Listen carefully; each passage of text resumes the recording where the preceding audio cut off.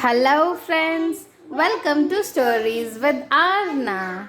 Today we are going to read Usborne Young reading The Burglar's Breakfast by Felicity Everett, illustrated by Christian Fox, read by Vishnupriya and Arna.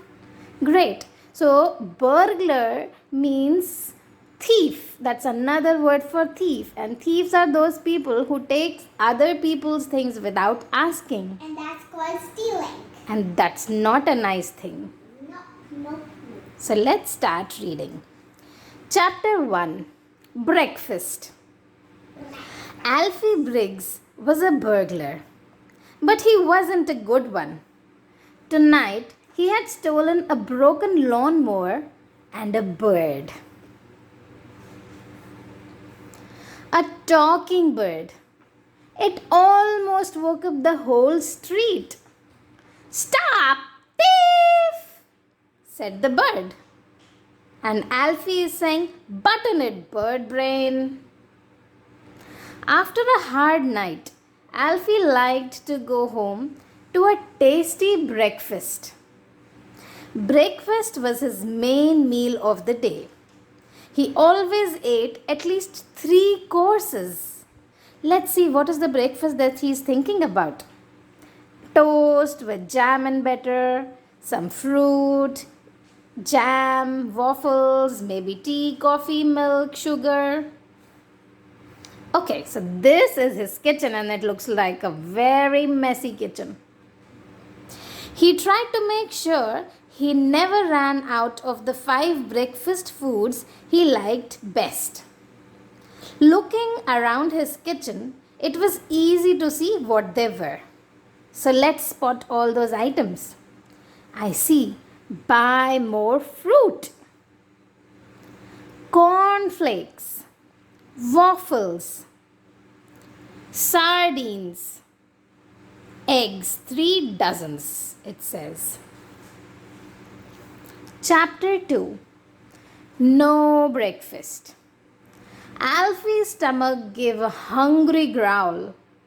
It was time for breakfast. What shall I have first? Cornflakes, I think. He hunted high. Oh, he's looking into his cupboard, standing on the tip of a very wobbly chair. He might fall down. And low. But he couldn't find the cornflakes. That's funny. I thought I had a box left. Just then, he noticed a trail of cornflakes leading out of the door and up the street. It could only mean one thing. This is the trail of cornflakes that he's following. I have been burgled. Someone had stolen Alfie's cornflakes. He decided to track down the thief and get back his breakfast. Chapter 3 On the Trail.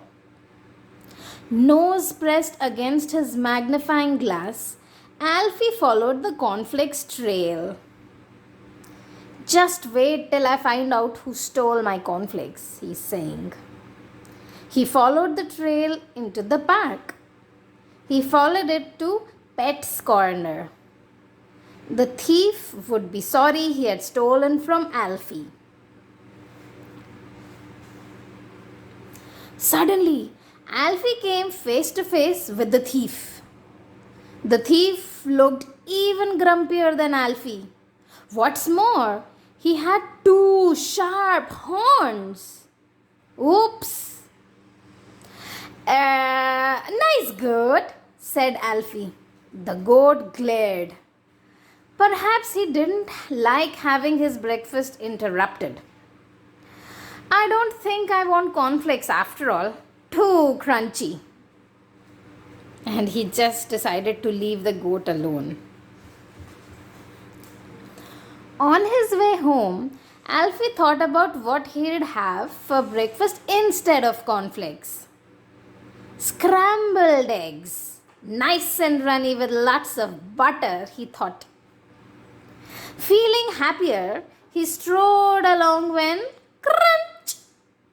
Alfie stepped on a broken eggshell beside the hedge. Oh, yes, here are the broken eggshells and someone's tail. Let's see. Someone else had the same idea, he said and grinned. He thought he knew who that someone was. Alfie knelt down. He crawled through a hole in the hedge. On the other side were more broken shells and one happy fox. Ha ha ha, she's so happy, the fox, after eating so many eggs. Been raiding Farmer Till's chicken, have you? Ha ha ha ha ha. Good luck to you, said Alfie. I see something here. It says Alfie's eggs.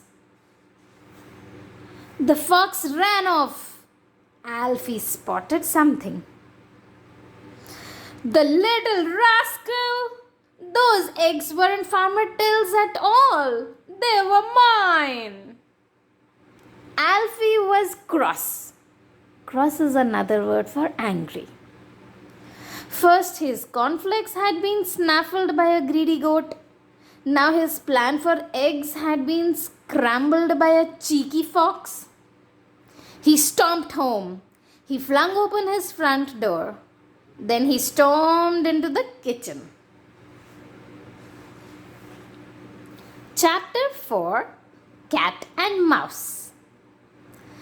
This is getting beyond a joke, he said as he opened his fridge. Right, Alfie said crossly. It will have to be sardines. Now, where did I put them, huh? He was staring at an empty plate. All 6 sardines had vanished. But this time, he had a good idea who the thief was. Tibbles, keep your thieving paws to yourself. He is getting angry at the cat. Out, he said, pushing the cat out. And the cat is thinking, it's a dog's life. But I spot that maybe this fish was eaten by this cat, the sardine. Alfie was furious. First no cornflakes, then no eggs, now no sardines. He would have to make waffles. Alfie set the table and turned on the oven. Then he went to get his waffles. He's getting all the stuff ready to eat his yummy, yummy waffles. Grrr. Someone had beaten him to it. Luckily, they had left a trail. Alfie followed it. He's just seen that there's something small. Cheese not good enough for you, eh? You little villains, he said. The thieves hadn't eaten the waffles, but now Alfie didn't want to eat them either. So these are the mouse. Chapter 5, Sugar Shock. Alfie sighed. No cornflakes, no eggs, no sardines, no waffles. What? Was there anything to eat? Aha! He thought. He was in luck. There was a big, juicy grapefruit in the fruit bowl.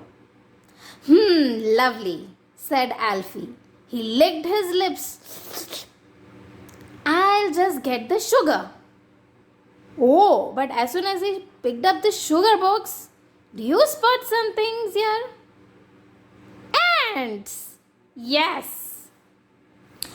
What kind of sneaky low-down creep steals the sugar from under my nose? He's so angry and upset again. It wasn't just one sneaky creep. There were hundreds. But they were very small. And now he's seeing a trail of what are these small things? Ants! That's right. Alfie took out his magnifying glass.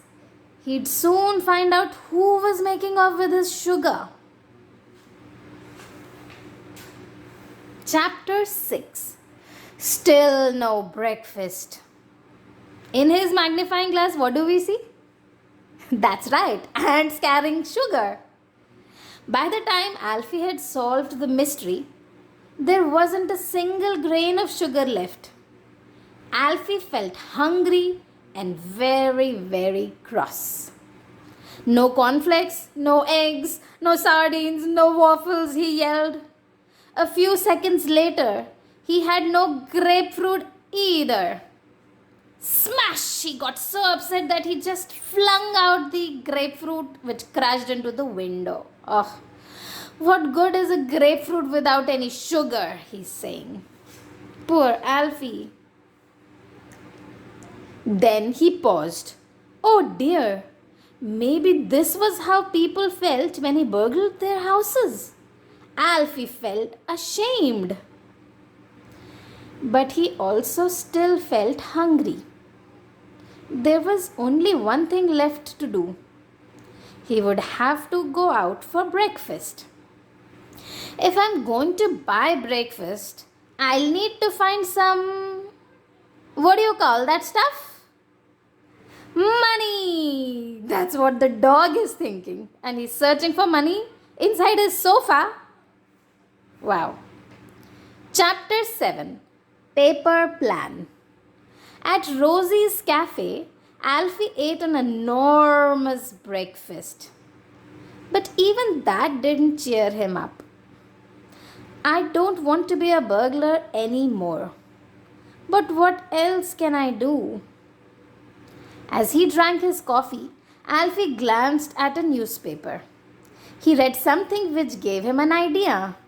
He took a closer look. Let's see, what is that? It read, need a job? Can you follow trails? Track down stolen goods? Catch crooks? Spot clues? Keep a cool head? The Stop a Thief Detective Agency needs you. Can I follow trails? Thought Alfie, remembering his trip to the park. Remember where he followed the trail of cornflakes to the goat? Yes. Can I track down stolen goods? He wondered. Without even trying, he said. Him tracking the fox and the eggs, right? Can I catch crooks? He asked himself. I certainly can. And Tibbles won't steal my fish again. When he threw the fish out for eating the sardines. Can I spot clues? He said. He rubbed his chin. Ha! I can spot clues almost invisible to the naked eye, he thought as he remembered the ants. Chapter 8. A new job. I can do all of those things, said Alfie. Then he read the last line of the list.